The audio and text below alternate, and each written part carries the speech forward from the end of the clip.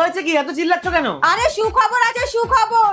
আমি লটারিতে 10,000 টাকা পেয়েছি। আরে বাহ, তাই নাকি? চলো আমরা 3 দিনের জন্য কোথাও ঘুরে আসি। তোমার কি মাথা খারাপ আছে? 3 জনকে নিয়ে 3 দিনের জন্য ঘুরতে যাবা?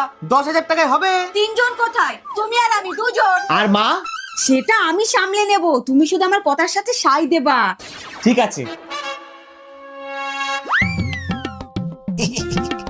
এই আস্তে আস্তে শুরু করো।